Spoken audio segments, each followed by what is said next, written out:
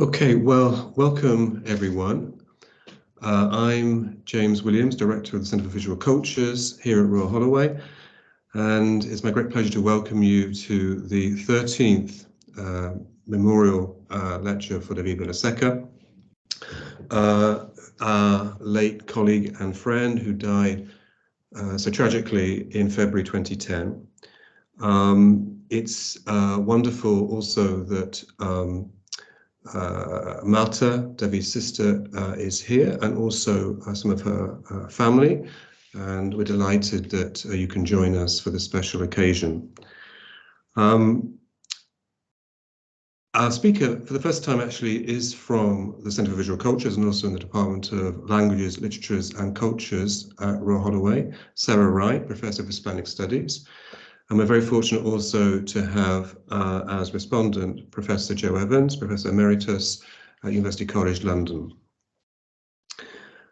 I just want to say very quickly that the event is being recorded and transcribed, in fact. I'm not sure that I put any button on to do that, but it is transcribing my end, but that's also very helpful anyway for the record of the recorded lecture. And we put all our events in CVC onto our website, onto our YouTube channel to make sure that they are there as archives. The event has been recorded, and I would ask you please, when the lecture begins, to turn off your screen and also to mute. And we can then be visible and unmute when we go into the Q&A after Joe's response. So thank you in advance for doing that. And I want to now pass on immediately to Professor Giuliana Pieri, who is the Associate Vice Chancellor, International and Executive Dean of the School of Humanities, who will now introduce the speaker. Over to you, Giuliana. Thank you very much, James. And just to say that I'm delighted to see so many people, and it's really, really warm welcome to the Department of Languages, Literatures and Cultures and the School of Humanities. And James has already sort of mentioned the how the lecture was set up, and I just want to say that the intellectual legacy of David, it's a fitting tribute really to his intellectual legacy, and so and we I'm also delighted that some of David's family are and friends are here with us tonight. So let me introduce our speaker and our respondent. I'm really delighted to be able to do that.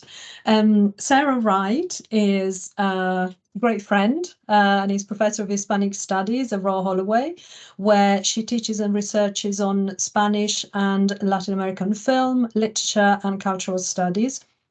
She's the author of monographs on the theatre of Federico Garcia Lorca, the figure of Don Juan in 20th century Spanish culture, and the child in Spanish cinema, as well as being the co-editor of books on the child in world cinemas, the voice in film, and women, literature and the public sphere in Spain from 1900 to 1940s. And she's currently working on a very exciting book on Chilean cinema. From 2014 to 2017, Sarah was principal investigator on a Leverhulme network grant, together with researchers from the universities of Cambridge, New South Wales, and Ningbo Institute of Technology. And in that project, she explored the figure of the child in world cinemas. And since 2005, she has co-led cinema workshops, fantastic cinema workshops. I was lucky enough to attend one at the British Film Institute for students of A-level Spanish, a really sort of great tribute to her kind of dedication to sort of students and to the discipline of Hispanic studies. Professor Wright is Senior Associate Editor of the Bulletin of Spanish Studies and the Bulletin of Spanish Visual Studies, and she recently co-edited a special issue to celebrate 100 years of the Bulletin. From April 2024, Professor Wright will take up a new role as president of the Association of Hispanists of Great Britain and Ireland, where she hopes to have the opportunity to advocate for languages at national level. And we're absolutely thrilled for Sarah. Our respondent tonight is Jo Evans. Jo Evans is Emeritus Professor of Spanish Language, Film and Culture at University College London. Her research is informed by feminist and psychoanalytical theory, and she has published widely on Spanish language, literature, poetry and film. Her first book was on the Spanish Basque poet Ángela Figuera Aymeric, came out in 1996, and her second was on the Spanish Basque director Julio Medem in 2007. She joined the editorial board of the Bulletin of Spanish Studies in 2013 and is the co-founder of the Bulletin of Spanish Visual Studies. In this capacity, she has edited and contributed to special issues, including Territories of the Visual, 2015, and the inaugural edition of the Bulletin of Spanish Visual Studies, Animals in Visual Hispanism in 2017. From 2015 to 2018, she directed a Leverhulme Trust-funded research project on the Spanish-Mexican director Luis Buñuel, which produced two major publications, co-edited with Dr. Brexo Viejo, Luis Buñuel, A Life in Letters, published by Bloomsbury in 2019, and Luis Buñuel, Correspondencia Escogida, published in 2019, and the latter was awarded the Spanish Academy of Film's annual Premio Munoz Suay. My Spanish is really terrible, so I apologize for that. Without further ado, over to you, Sarah. Thank you so much. Just going to share my screen.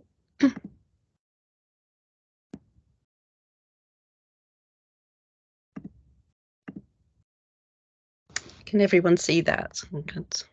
That's fine, Sarah. Yeah. Yeah, thank you so much. I can't see the chat now. Thank you. Okay, so embracing sound in the Basque New Wave. So I'd like to offer my thanks, first of all, to James Williams, Giuliana, Pieri and Ruth Hemus. Special thanks to Jo Evans for giving the response today, and to Maria Delgado for arranging for me to see one of the films I'm going to talk about, 20,000 Species of Bees, at the London Film Festival last month. It's an enormous privilege to present the memorial lecture this year in honour of our colleague David, and in the presence of friends, colleagues and members of David's family. And to celebrate David's keen interest in the promotion of so-called minority cultures and languages within Spain, this paper looks at two recent, highly successful, very different examples of Basque New Wave cinema. Today's lecture is also influenced by the amalgam of theories that's come to be known as new materialism, and which is partly derived from Deleuze and Guattari's relational practice, which, as many of you will know, was important to David's work and to his posthumously produced book, Queer Events, Post-Deconstructive Subjectivities in Spanish Writing and Film, 1960s to 90s, which uses Deleuze's time image to address Aranda's 1966 film, Fata Morgana. I mention this fact in relation to today's topic of sound because Fata Morgana launched the acting career of Teresa Gimpera, who would go on to star in Víctor Erice's now iconic The Spirit of the Beehive from 1973, in which her Catalan-accented Spanish was for the first time not dubbed. And such issues of regional stardom, suppressed identities, sound, and David's own inquiries into theories of relational practice and gender hover over today's discussion of two Basque films. 20,000 Species of Bees, and I'll refer to that as bees from now on, by Urresola Solaguren from 2023, and Andilla, hereafter I'll call that Giant, by Arregi and Garaño from 2017, form part of a Basque New Wave. Arregi and Garaño's previous film, Loreac, which in 2016 was Spain's Oscar submission, was lauded by Variety as a game changer, heralding films in Euskara, which moved away from a conflictive political and social history towards reflections on the coexistence between human beings, their environment, and other species. Giant was lauded for its technical prowess, sweeping the boards at the 2018 Goyas. It became the most watched Basque-language film to date, touring international film festivals before coming to rest on Netflix. Giant is committed to small nation film cultures and to the theme of disability. It tells the 19th century tale of a Basque man with acromegaly, an overproduction of growth hormone, who tours Europe with his brother, displaying his body as a freak show. Bees is a more naturalistic portrayal of a protagonist at odds with her physical body. Also highly successful, it won the Golden Bear at Berlin and the Silver Bear for its protagonist, 9-year-old Sofia Otero. It's still touring internationally and is now on the UK streaming platform Curzon Home Cinema, in the UK anyway. A contemporary tale that crosses the border between the French and Spanish Basque Country, it focuses on the challenges faced by a young trans girl and family. Here I focus on how, in their technically and generically very different ways, these films, each haunted by Víctor Erice's The Spirit of the Beehive, use sound to enhance this focus on contested and regional identities. It should be mentioned that Urresola denies any connection with Erice's film apart from a passing reference to bees in the title and the fact that both have a child protagonist.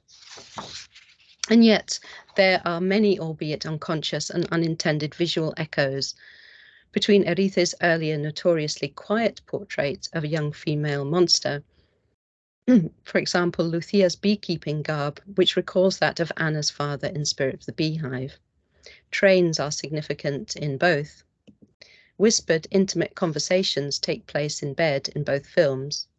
The Spirit of the Beehive is known for its innovative, in 1973, use of direct sound, and for the dialogue of its child protagonists. Child stars had previously been dubbed by adult female actresses. Luis Rodriguez was the sound artist responsible for capturing the iconic whisper, "Soy Ana," I am Anna, or it is Anna, as Anna calls the spirit of the monster. Erice's young female protagonist visits a lake in imitation of the little girl in James Whale's 1931 film Frankenstein, whom she'd watched earlier, meeting and being drowned by Frankenstein's monster at the shores of a lake. In Bees, the shores of a lake dappled with sunlight provide a much more light-hearted image of rebirth and renewal as the young friends discover not a monster, but a wooden statue of St. John. There are also visual parallels with Erice's film and Frankenstein's monster in Giant's portrayal of the protagonist Joaquin. But today the focus is on sound, and while sound is the product of a team that includes the director and sound technicians, I'm going to focus today on the work of Alex F. Capilla, who produced the Foley effects for Giant, and on Eva Valinho, responsible for the direct sound in Bees. Debrashi Mukherjee has noted both that cinema is constituted by productive energy relations between machines and organisms, humans and non-humans, in an ecological assemblage that transcends ontological boundaries, and that cinema has the power to put bodies to work. And it's this hidden labour of sound production in film and the way that bodies are enmeshed in sound production that interests me here. Sound, as Voegelin notes, is relational and intersubjective. In cinema, it vibrates in the body of the spectator, what Ida calls listening with the whole body, so that the spectator too becomes embroiled in the aural embrace. Sound also enlivens the image. It provides materiality despite its intangibility. It fleshes out the movement of objects and bodies through minute details, or through off-screen sounds, extending perception beyond the field of vision into wider off-screen space. And yet it's been relatively understudied in Spanish cinema, with Vernon, Whitaker and Noble being notable exceptions. And to my knowledge, there are as yet no studies of Foley in Spanish film studies. So to address this gap, I'm going to focus on the body in Foley in Giant and on voices in direct sound in Bees. The motif of the embrace in my title highlights these sonic and physical entanglements, the body-tech interface in Giant, and human, non-human intersubjectivity in Bees. Alex F. Capilla has an impressive list of Foley credits on IMBD, including The Others from 2001, Marshland 2014, and The Skin I Live In from 2011.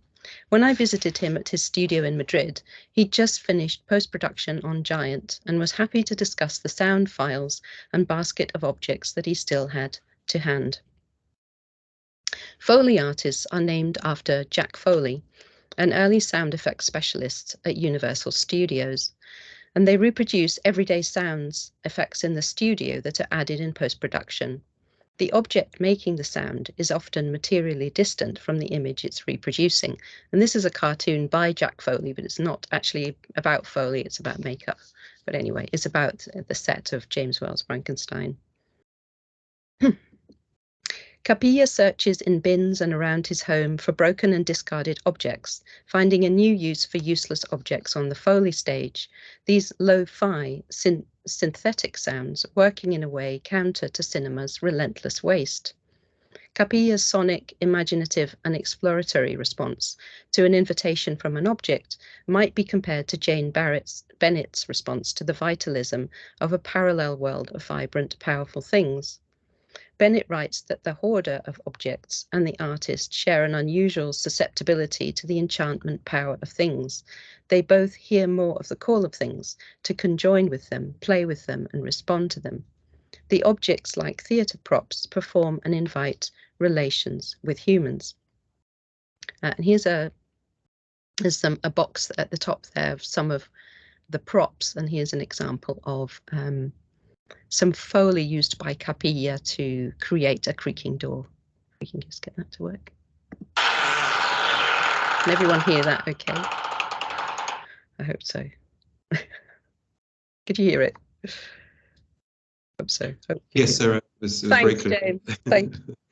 A feature for Telemadrid in 2017 focused on Capilla at work in the studio. In front of a large screen providing sound effects for a chase, Capilla crumples a leather jacket, rubs it in his hands, moves it from one hand to the other, and punches it with its fist to embody the actor Mario Casas running and then punching his target.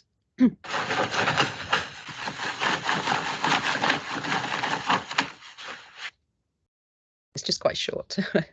Foley artists will often double the action on screen, moving their own bodies in time with the screen bodies while working with a variety of objects.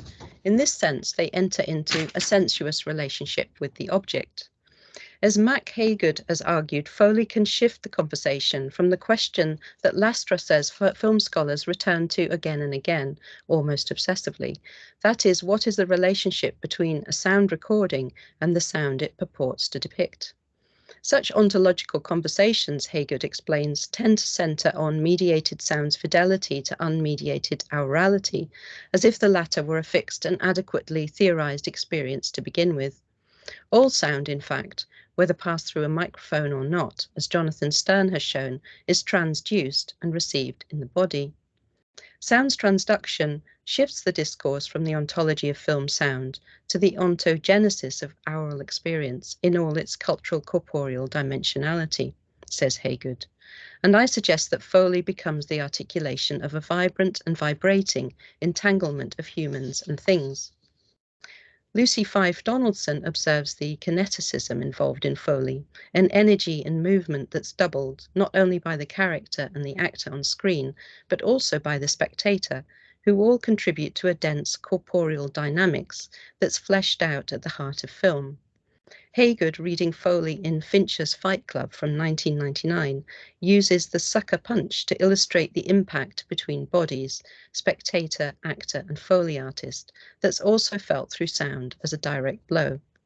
Here, rather than a sucker punch, I want to highlight the relationality between the bodies of the actor, Foley artist, and spectator as an aural entanglement that works in parallel with the on-screen images of embrace in Giant. Giant from 2017 is an epic yet intimate tale of brotherly love and sibling rivalry, with a gothic air lent by the theme of grave robbery that tops and tails the narrative. And thank you to Belen Vidal for pointing that out to me earlier. The protagonists are two brothers, Joaquin, played by Eneko Sagardoy, who cannot stop growing, and Martin, Josepa Usabiaga, who, as Muller has recently argued, are doubled in the film in such a way as to suggest their similarity, in spite of the difference in their bodily form. Prevented by their bodies from working on the Basque family farm, Martin loses the use of his right arm in the First Carlist War. They tour Europe with a local impresario Arthadun, Inigo and Aramburu, displaying Joaquin as a freak show. Giant is haunted by Víctor Erice's The Spirit of the Beehive, through its shadow play and silences, its embedding of cinema as at its self-reflexive core, and the lumbering giant at its centre. Joaquin is an amalgam of cinematic freaks. Just some of them there, and some of them have been mentioned by the directors as well. And the freak show is proto-cinema, with its shadow play and emphasis on silent spectacle. Shonda Ross has shown how Spirit of the Beehive is a work of media archaeology, containing within it the history of film sound. The film demonstrates the tangibility of sound, the way sound can take on bodily form, as the two girls think they can hear the monster walking in the room above them. The spectator is shown that the footsteps are caused just by their father pacing overhead, but later the monster materializes for us and for Anna. The referencing of these footsteps in Giant is part of the self-consciousness with which the film displays its technical prowess, as the spectator is invited to revel in the way that Joaquin is brought to life through cinema. I do have a clip of that, which I think not everyone will know. So.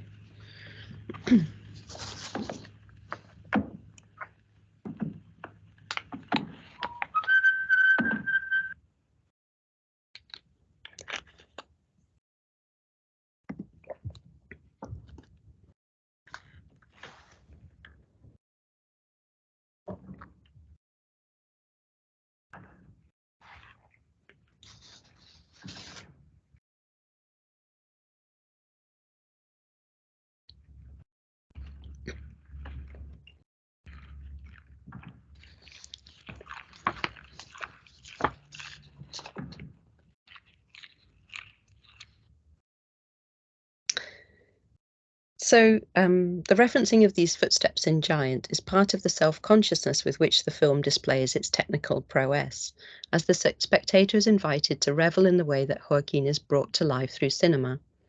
Publicity shots showed how Sagardoy wore stilts and arm extensions. And Foley is an important part of bringing this construction to life. In Foley, the smallest of sounds are turned into large sonic gestures, and for this film, Capilla amassed over 3,000 sound files. Foley breaks down the body on screen into an assemblage of body parts, rendered through sound, each constructed from sensuous entanglements between technology, flesh, and object, doubling for the monster on screen. Presencia, or presence, can be almost unnoticeable, but fleshes out bodies in sound, doubling up for clothing and background noise. Capilla devotes a lot of attention to feet, for the feet are the soul of any character, he says. Different tread, footwear, and gait can communicate details about a character's mood and background. For Joaquin, Capilla built up layers of underlay and twigs that you can see in the basket there, to indicate walking in the woods, while for interiors, a subwoofer provided low frequencies to give the sense of weight, with reverberation adding echoes to indicate the giant's footfall in large buildings such as the church. And you can see the Foley stage there that he assembles as he works in front of the screen to create the Foley. Footsteps in the snow, reminiscents of the conclusion to Mary Shelley's Frankenstein, were created by Capilla crunching bags of maize flour in his hands. And I've got the little, he demonstrated that for me, which I have here.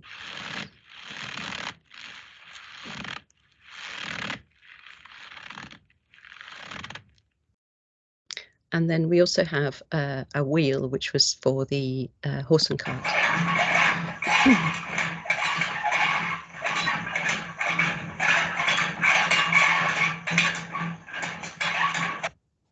And then this is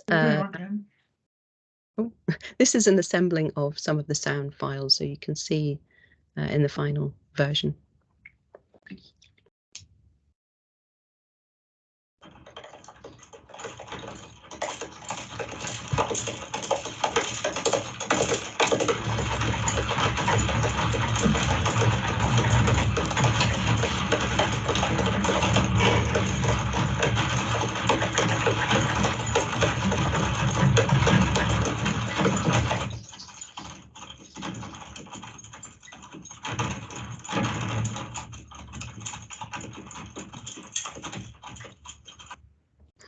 And I was very happy to see that he does actually use coconut shells for horses' hooves, which I was pleased about.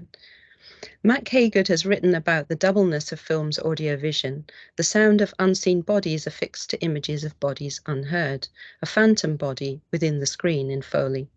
And when we hear Joaquin noisily chewing on corn cobs or his bones creaking as they grow, it's the phantom sound of the Foley artist in movement and Capilla's own knuckles cracking, the doubling provided by the inner workings of the Foley artist's body, breathing close to the microphone, for instance.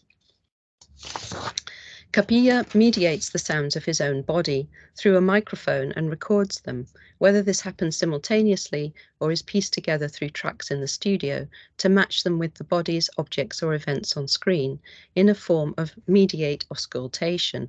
This is, listening to the body through a stethoscope or other equipment, which is also doubled in the film in one sequence.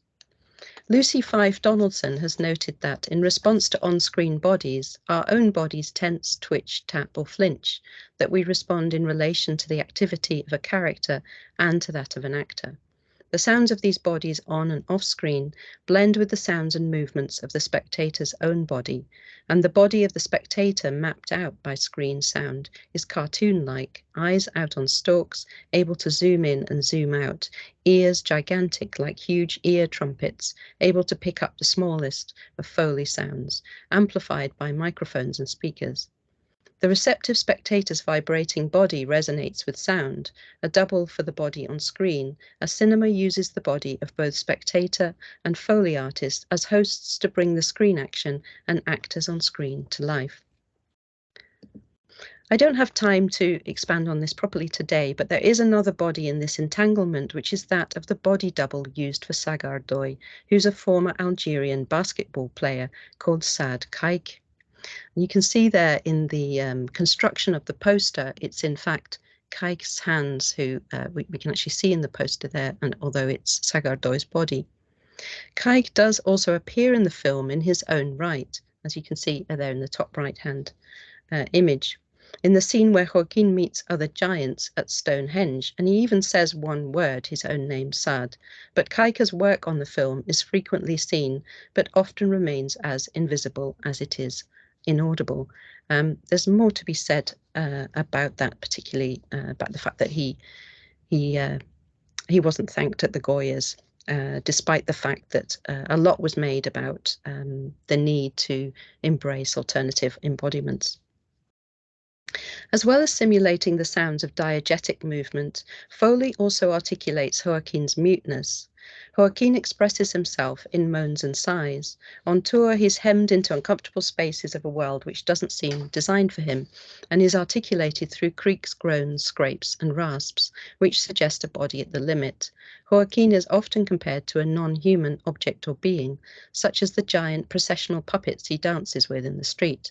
The only time he seems free and at peace is when swimming, like a creature from the deep, with appropriate aquatic sound effects. Joaquin is brought before the scientists in Madrid in a sequence which recalls The Elephant Man. In Lynch's film, John Merrick, played by John Hurt, is asked to undress, reduced to a prop for Dr. Teeves, Anthony Hopkins, to illustrate a medical point, and he's silent apart from his labours breathing. In Giant, Joaquin is addressed directly by the scientists, yet they effectively silence him by communicating in Spanish, which he does not or will not speak.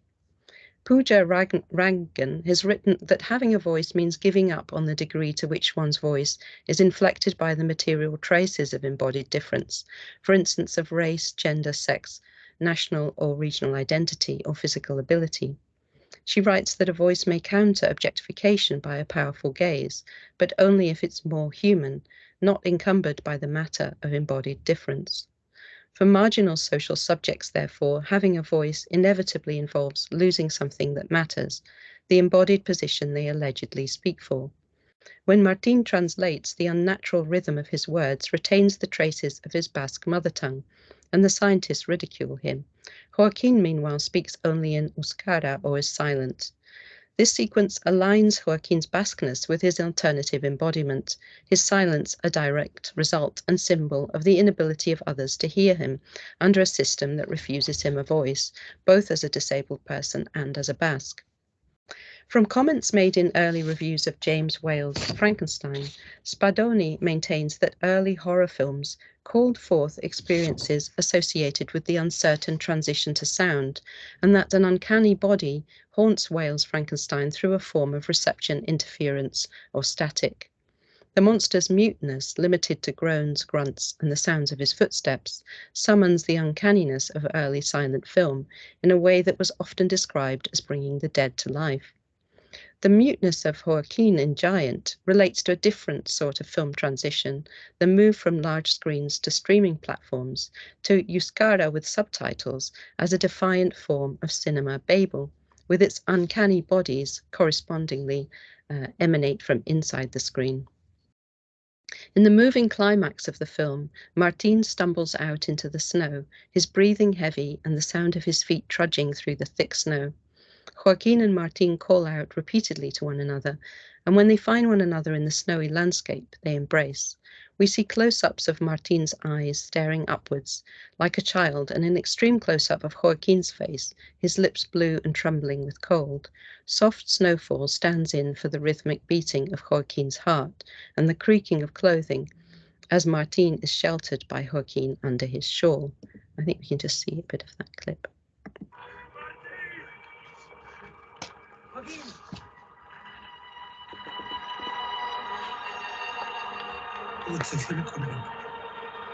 Joaquín, τι πας θα έχει. Αυτή δεν είναι καμία. Ορτοδίτο και κουσλέκ.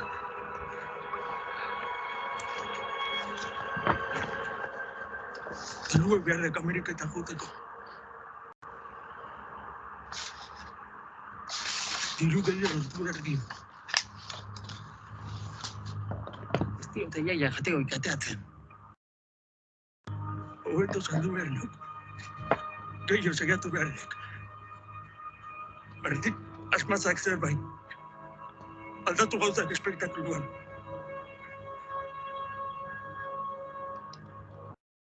Nik esan deko egingo diat.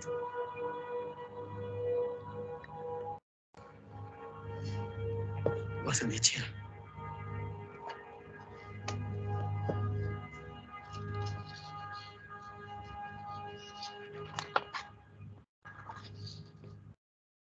Otze zilko nauk.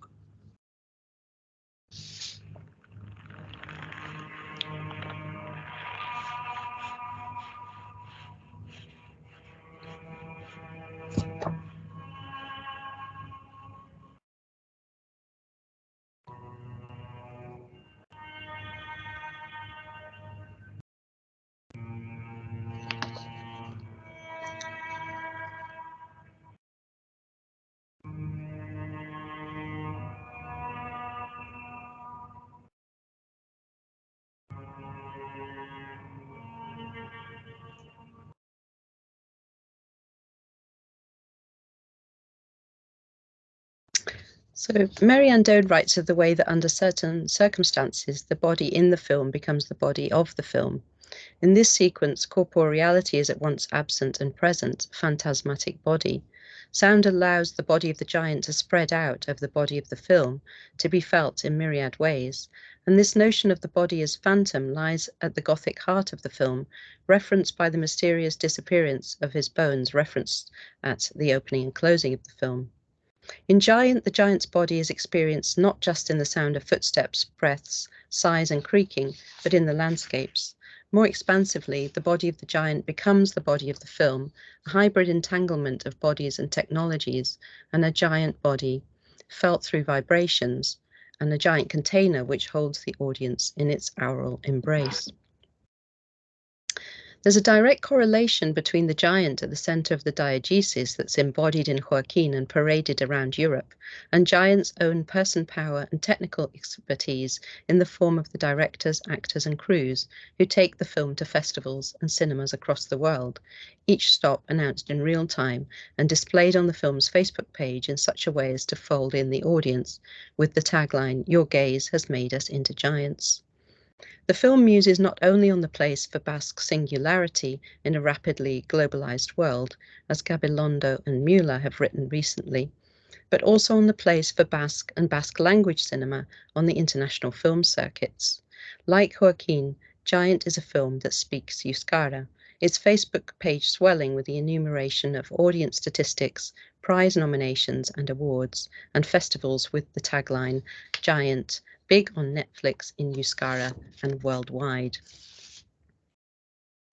And now I'm going to turn to 20,000 Species of Bees. The introduction of gender quotas has gone some way to increasing the number of women sound practitioners working in the Spanish film industry, but for many years, Eva Valinho told me she and Amanda Villavieja were practically alone.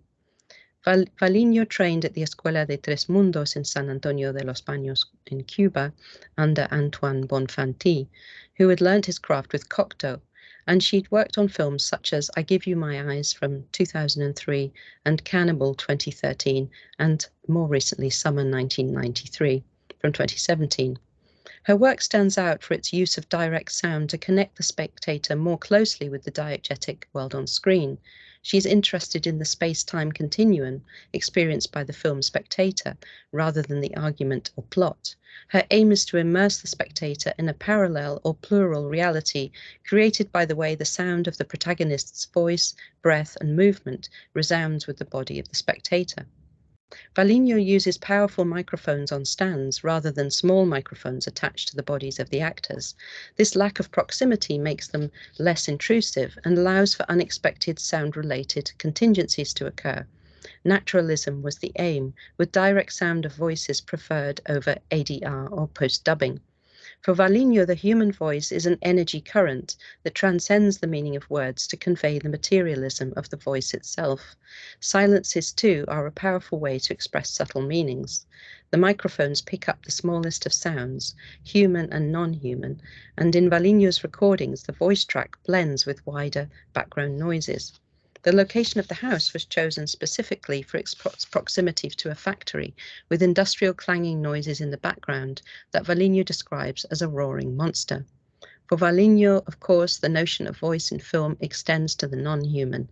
The bees have their own voice, with the sound of the bee trapped in a glass jar buzzing differently from those in the open air, in a symbolic gesture to the sense of entrapment. Lucia, the trans girl at the center of the narrative, is only just beginning to struggle to express. Valinho's goal is to present the human voice as a sound extension of, entangled with, a vibrant, wider material world. Bees, Urresola Solaguren's debut feature, is about what happens when a child wants to have the space to explore their gendered identity. Urresola was moved to make the film after reading about the suicide of a trans child in the Basque Country, and she conducted extensive research meetings and spoke to families of trans children. She told me that it seemed to be the family that needed time to adjust rather than the children themselves. Thus, if Bees does echo the spirit of the Beehive, the monstrous is not located in the child, but in the society that others her and makes her a misfit. There is a theme of embodiment in the film, but this has to do, it's treated with a very light touch in terms of Lucia, because it has to do with Anne, who's Lucia's mother's, desires to emulate her dead father through her sculptures made of wax. The father was a sculptor as well. And this in itself is an echo of Anna's obsessions with her father in Spirit of the Beehive. For Urresola, it was important to make Euskara a strong feature. The languages spoken in the film are French, Castilian, and Euskara. She notes that Euskara does not gender the endings of pronouns or adjectives, whereas there are several scenes in the film where Castilian gender pronouns or adjectival endings are corrected, and Lucia's gendering of herself using she, her pronouns and endings becomes increasingly vital to her self-expression. I want to look at two sequences to explore further the workings of voice and direct sound. In the first, Lucia still goes by the name of Aitor, or the more gender-neutral Coco, although I will use Lucia, her eventual chosen name, to refer to her throughout. She's helping her great-aunt Lourdes with the flowers she grows in her allotment to attract her bees.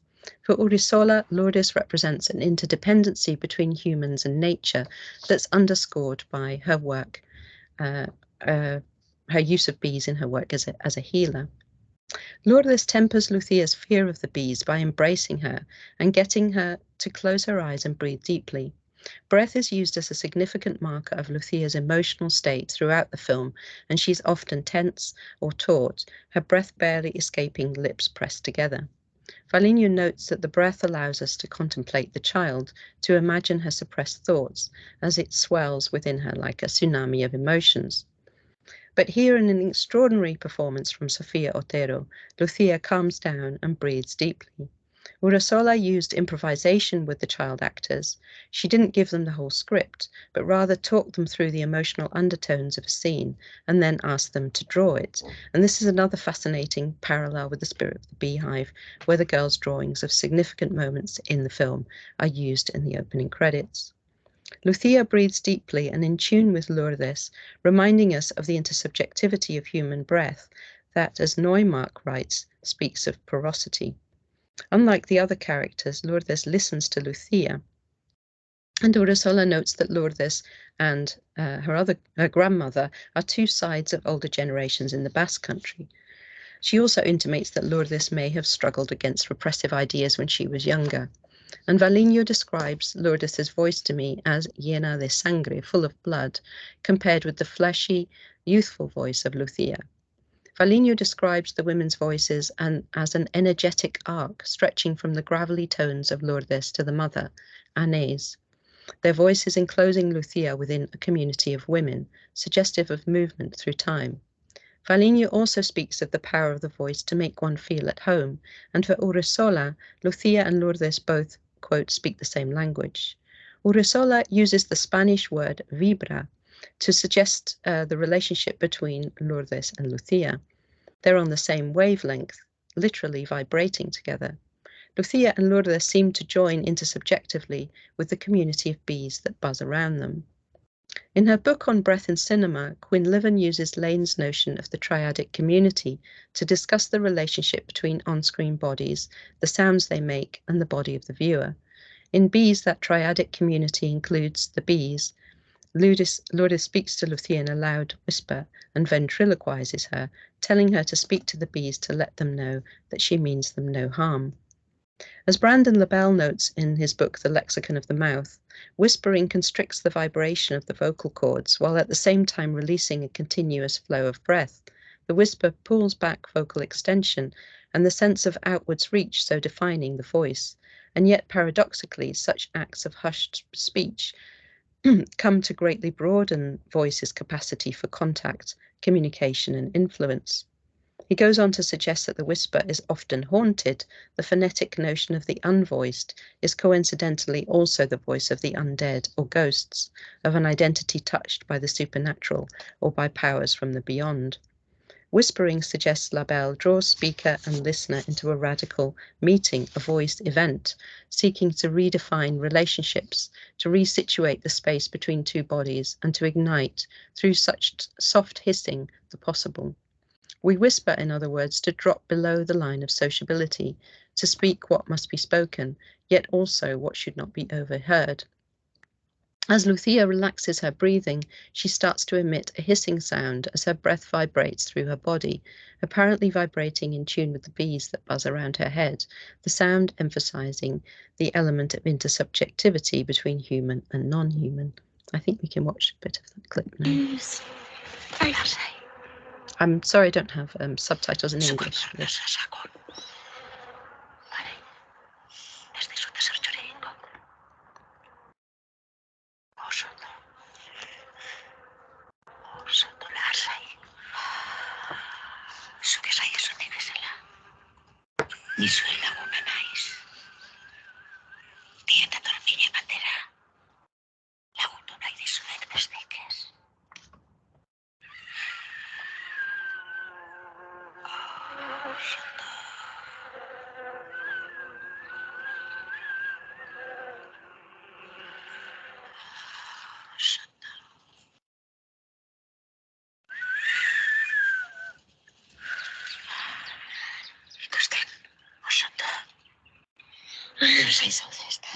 Joder. ¿Has visto? Estaba súper nerviosa, pero he recordado como habías dicho y me he quedado súper tranquila. When Lucia opens her eyes and tells Lourdes that although she was scared of the bees, she was able to calm down and relax in their presence, she's speaking significantly in Castilian, using female pronouns to articulate her sense of her own female gendered identity for the first time. Towards the end of the film, as in The Spirit of the Beehive, there's a similar scene where Lucia goes missing from the extended family baptism party. She's taken off the dress Anne had allowed her to wear, but that caused an argument between her mother and her grandmother. The final sequences of the film show the family searching in the woods, shouting for her. The action cuts to Lucia at dusk near the beehives. As Lourdes has taught her, she knocks on the top of the beehives with a stick and whispers in Euskara, "Bees, it's Lucia," or "I am Lucia." There's obviously a link there to Spirit of the Beehive. Urresola notes that according to ancient folklore, bees are sacred beings, and the villagers would go to them to tell them about deaths and births. Here Lucia is announcing the death of her own name and gender and the birth of a new one, and the bees' response, audible and yet in a language different from our own, suggests an alternative form of acceptance that recalls sound philosopher Salome Verglin's theories of sonic possibility, in which sound may challenge actuality, articulating alternative possibilities of how things might be. Point of view is one of the major differences cited by Urresola between her film and Spirit of the Beehive. In this final climactic sequence, the change in Lucia is registered in the realization that Anne comes to about her daughter. After shouting Aitor into the woods, her mouth contorted with her increasing desperation, she seems to pause, contemplating and then resolute, before she shouts out, "Lucia." While Urresola suggests that non-verbal communication is one of the mainstays of this film, Valinho has remarked that this is una película muy hablada, a film with a lot of talking. Valinho cites the new platforms as part of this desire to listen to talking, our understanding supported by subtitles, even when we're listening under difficult conditions. I told her that I'd first seen the film on a plane, for instance. It's kind of interesting. We have the Andia, the giant film, which is becoming mute in the new platforms, and this one, which features more talking. But mainly Valinho sees the central message of this talkative film as the importance of speaking one's identity and of being listened to. If, as Adriana Carvarero has written, the voice's intersubjectivity is about unique beings listening to each other, communicating their uniqueness to each other in a call and response duet that's fundamentally a reciprocal relation, then this is articulated in the film as a shifting point of audition between mother and daughter. And this is where Urresola says that her film is very different from Erice's, which just focuses on the child's point of view. We register in this final scene that not only that Anne will not only support her daughter, listening to her for the first time, but that she will defend her loudly against those who, as Urresola puts it, are not yet ready to accept her. In this lecture, I hope to have shown a glimpse of the richness of filmic output in the Basque New Wave, and I also hope to have spotlighted some of the work of two important sound practitioners working in cinema today. In the case of both, the lo-fi articulations of Foley and the seemingly more naturalistic vibrations of the voice through direct sound, sound can be seen to create authentic connections between bodies, both human and non-human, in mediated experience. Thank you very much. Thank you so much, Sarah, for that wonderful talk. I hope everybody can hear me. Yes, we can, Jo. Yeah. Lovely. I was relying on Sarah to say yes there, but thank you so much, James. It is such a pleasure and an honor to be here today, to have this opportunity to pay homage to David, a colleague whose fierce intellect and gentle personality influenced all those who knew and admired him. And for me, as a long-time admirer of Sarah's work, it's a pleasure to be invited to respond to a paper that, as she has explained at the beginning, is influenced by David's work on critical theory. and on minority languages and identities. So I first met Sarah many years ago when I was an external examiner at Royal Holloway, and I've benefited immensely from the way that our work-related paths have crossed over the ensuing, afraid it's decades. Our most recent collaborations have been for the Bulletin of Spanish Studies and its sibling journal, the Bulletin of Spanish Visual Studies. The Bulletin is one of, if not the oldest, Hispanic studies journal in the world, founded in 1923, and it celebrated its centenary this year. And I mention this not to plug the journal, but to remind us that Sarah's academic standing is based not only on an exceptional record for research and teaching, but also on the kind of collaborative editorial work that can be so easily overlooked, especially when eyes are on the next ref, and yet which is so essential to the discipline and to the next generation of scholars in the field. So if you'll forgive me for a moment, I'm going to continue to speak of Sarah's generosity and dedication. I will come back to this paper that we've just listened to, of course, in a moment. But I wanted to take a moment now to congratulate Sarah myself on her recent election to the role of president of the Association of Hispanists of Great Britain and Ireland.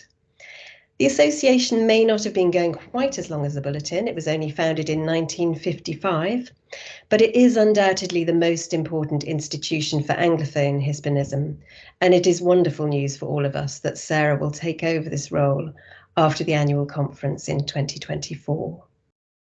But now to the work.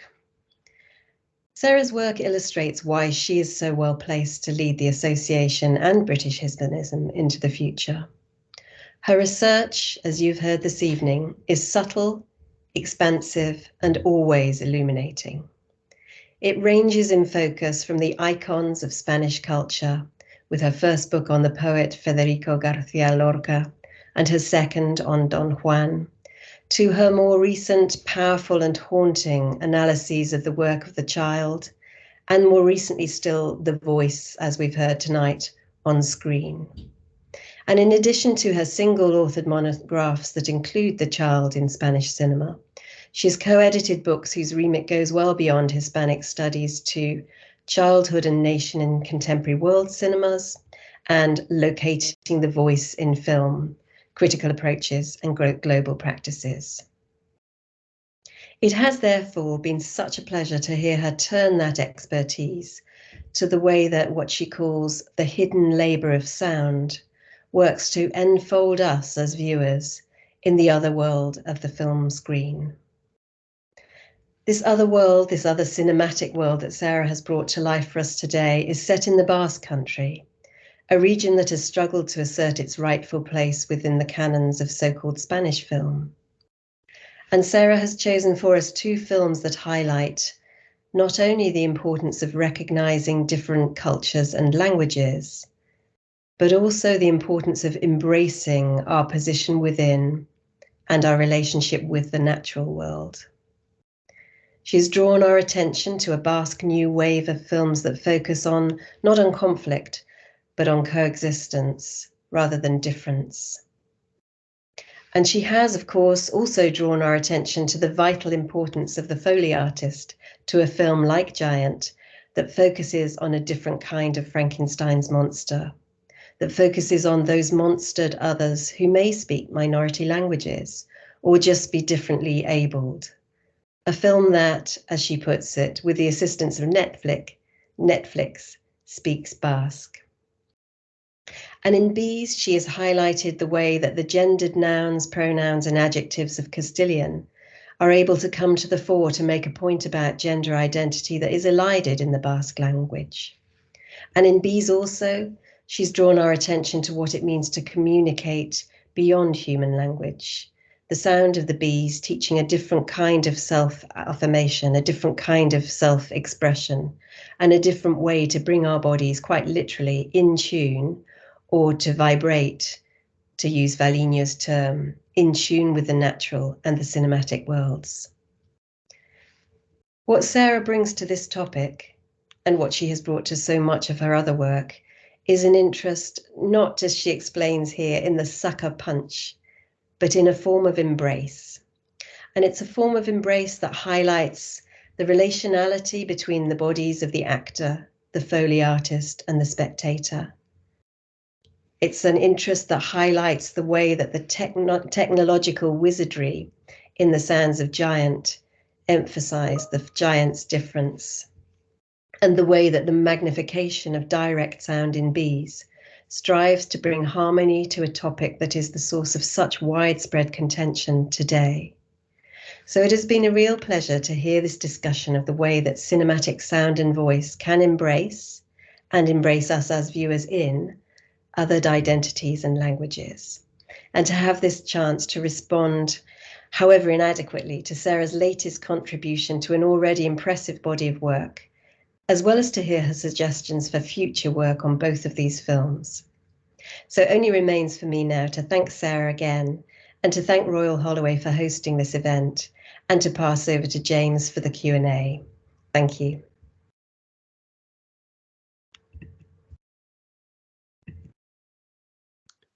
Thank you, Jo, for your lovely response, very warm and generous response to Sarah's embrace, as you say, intellectual embrace of the subject here of sound in this minority language cinema. And I wonder if, before we go to the floor, whether Sarah would like to respond to Jo first.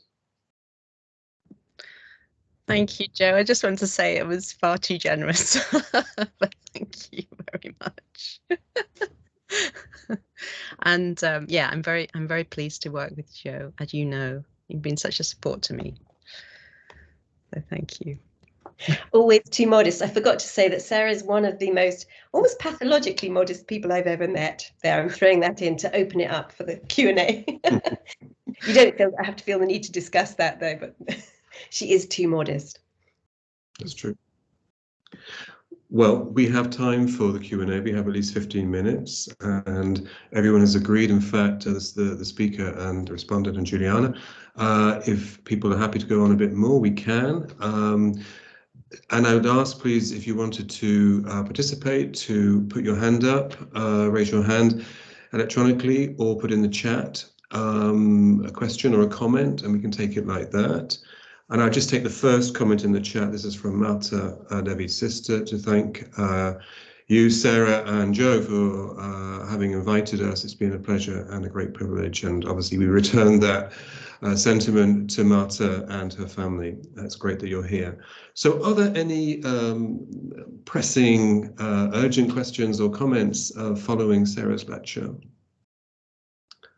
I have lots of questions raised by there's so many sort of details and examples of Foley practice in action, which is fascinating, and this idea of the entanglement and the sonic possibilities of film is incredibly rich and suggestive. But I wonder if perhaps there are other questions or comments first. So please. I'm just slightly annoyed with people gathered here today, so yeah. So the question then from Paul, Paul Julian Smith, who's actually in New York at the moment. Thanks for a wonderful talk. So I wonder if you could talk a little about the relationship between sound and music in the films, specifically then about sound and music. Gosh, I know you've seen this one. I know you've seen Andia, Paul, because I saw you tweeting about it. It's yes, in Giant, there's a very powerful musical soundtrack. Yeah, I'm not sure that I can really speak to it very well, though. I mean, one of the things that I found really fascinating. Oh, hello.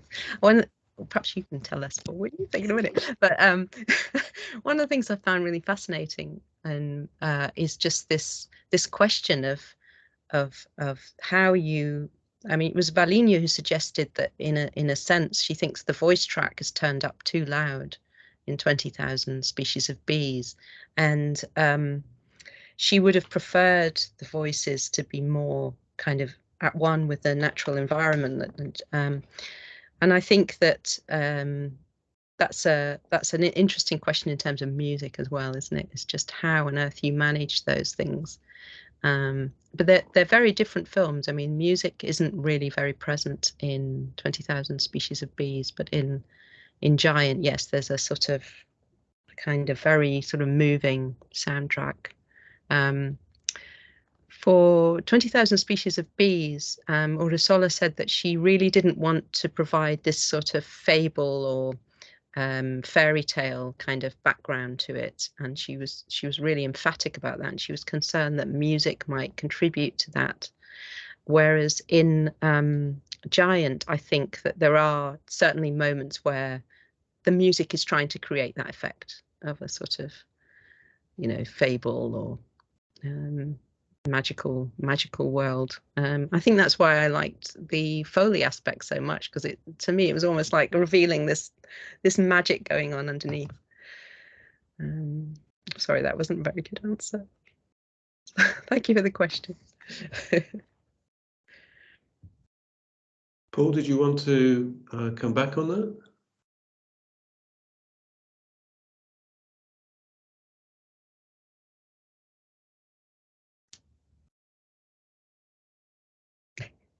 You just say, yeah. That's fine. Okay. Are there any more? Okay, there's a hand up, and it's Madame Vidal. Hello. Hi, Your question. can you hear me? Yes, absolutely. Thank you. Thanks for the marvelous paper, Sarah. I really enjoyed the detail of your phenomenological reading of sound. When I was listening to you and having seen both films, and really being a fan of both films, I was also thinking, in fact, how different they are. I mean, you were talking about kind of the mythic and of fairy tale and everyday dimensions of each film, and also you were suggesting in Giant, there's a composite body that is created by all these kind of fragments and elements, whereas you were emphasizing the organic kind of continuity between the human and the non-human, between characters and space in the other. So I guess my question is whether you can see actually in these two examples of contemporary Basque cinema actually different trends, or even if you want to generalize a bit more about ways of using sound in Basque cinema or in cinema made in the Spanish state at large, which are kind of dictating trends. And my other kind of curiosity about this, or curiosity is, I mean, the political, I mean, how these bodies are political, which is implied in your analysis, of course. I mean, these are alternative bodies, but I wonder how do we connect sound with that political dimension, maybe more explicitly. Yeah, I mean, there's so much to say, and I think, you know, if I write about this, I will separate the two films out really and not bring them together. But I just I thought it was kind of interesting to talk about one female practitioner and one male, you know, in this particular, and it is quite interesting because there are sort of similarities between the films, but of course, yes, they're so different as well. I mean, surely the Basque language is the kind of linking factor, isn't it, between this idea of minority cultures and sort of, you know, and alternative embodiment. But I remember when I talked about this before, Bill, and you were talking to me about the Gothic, you know, and I was thinking, yes, that's so true. I mean, that sort of started me thinking about doubling. And I think that, yes, I think there's someone called Müller who's published in the Journal of Spanish Cultural Studies, and Josepa Gabilondo as well, have both written about, you know, the political dimension of the body in Giant, and how that is kind of representative of the nation, and how the Basque country can kind of operate within a wider Spanish and European context. I suppose my reading of The Embrace kind of goes beyond that, really. Kind of, it's, you know, it's going more into sort of international sphere, therefore it's, yeah, perhaps that's being a bit too simplistic, but hopefully when I come to write about it I can flesh it out a bit more. But yeah.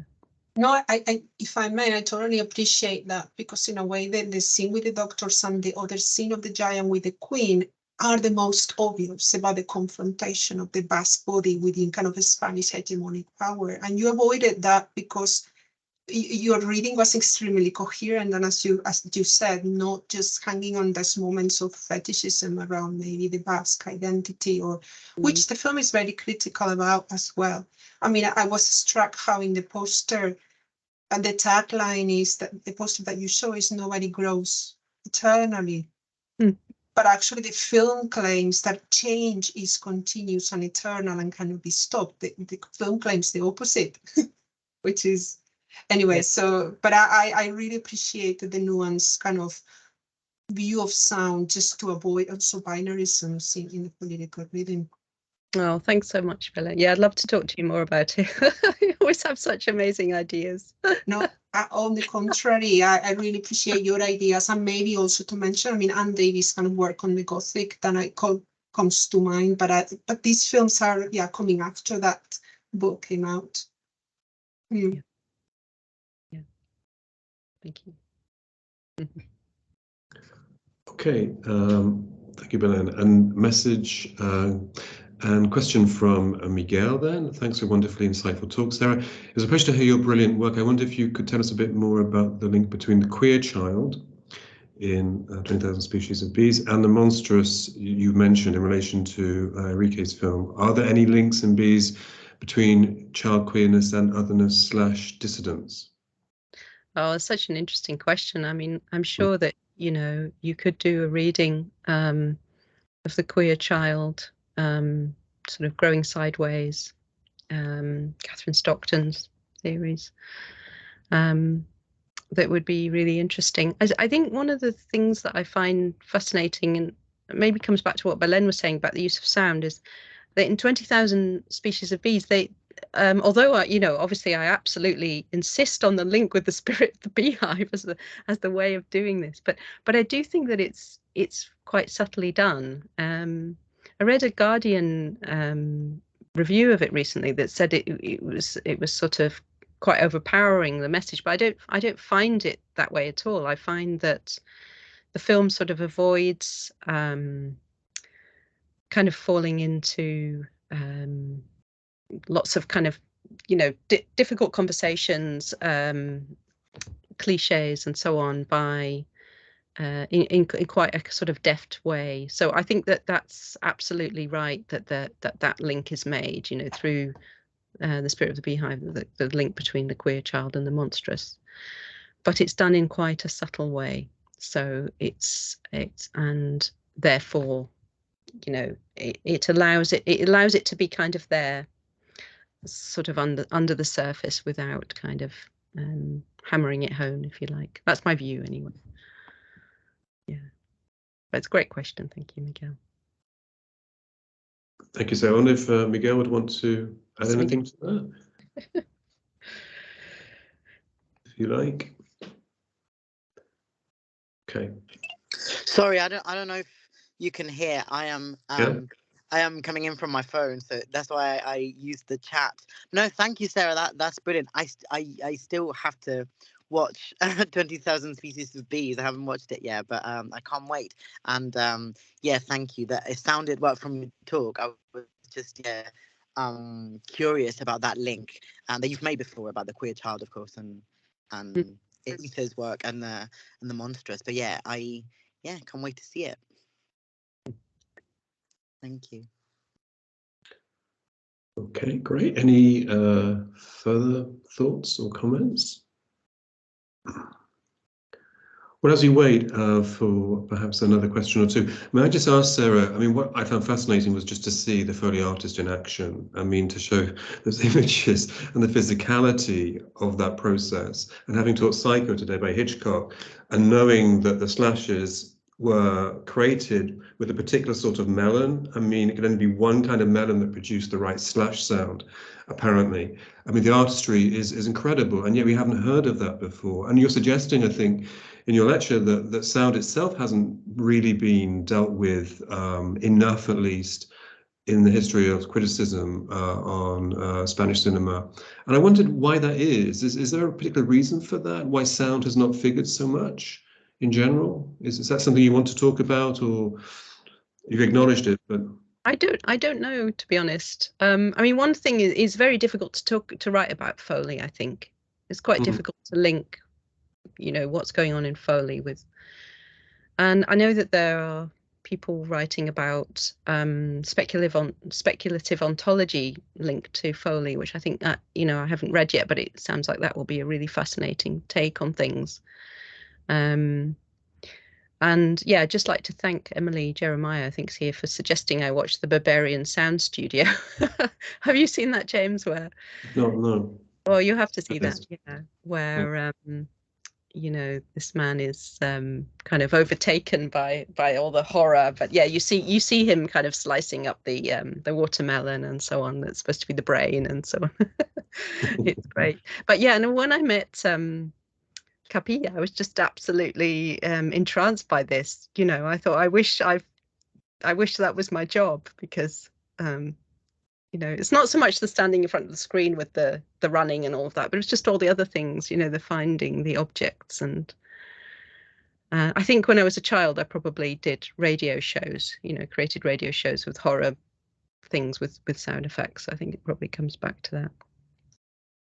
Yeah, but as to why there hasn't been so much done in sound, yes, and coconuts, exactly.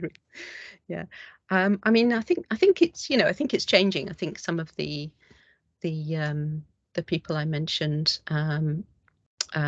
yeah, Paul, in fact, has done an excellent, amazing work of study of sound in MEDEM, for instance. You know, I mean, there are some great pieces of writing on sound, but yeah, there's more to do, I think. Yeah. Okay, very good. Are there any further thoughts or questions, or just general points people would like to share?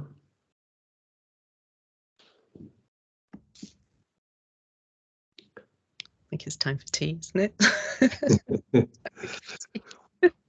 Okay, well, another message from the Vilaseca family, and this is from Alba. Thank you so much for inviting us. It's been very interesting.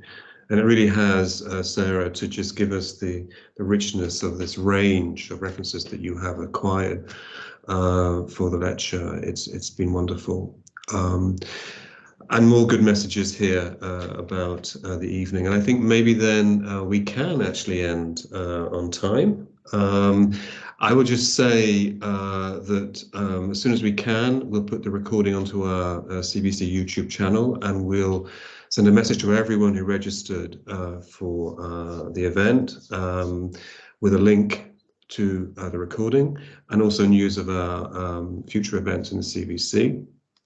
I do want to thank not only Sarah and Joe, but also Giuliana and also Ruth Hemis, head of the Department of Languages, Literature and Cultures, in which the CBC sits, and also our new Research Centre Associate, Gareth Hughes, who helped us in the organising of the event. And to say finally that we hope to see you in person next year. We've been online for a few years now, and I think our deepest hope is that we can make it an in-person experience in David's favourite space on the campus, which is the picture gallery where we started in 2010 for the first lecture, and we hope to resume that. So we look forward to seeing you all in person next year, but for the moment, thank you everyone for coming for this special occasion. Thank you. Thank you very much. Thank you.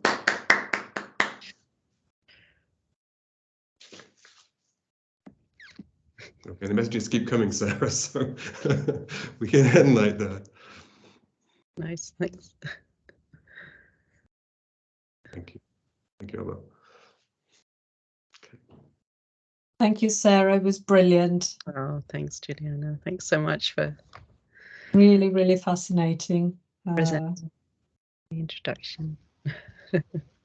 It's such a wonderful series. You know, it's you know, every year I'm amazed by the kind of sort of richness of the presentations, and how there's a sense of this kind of intellectual legacy, and how we've woven so many threads, you know, through that, over that. You know, it's really, really fantastic.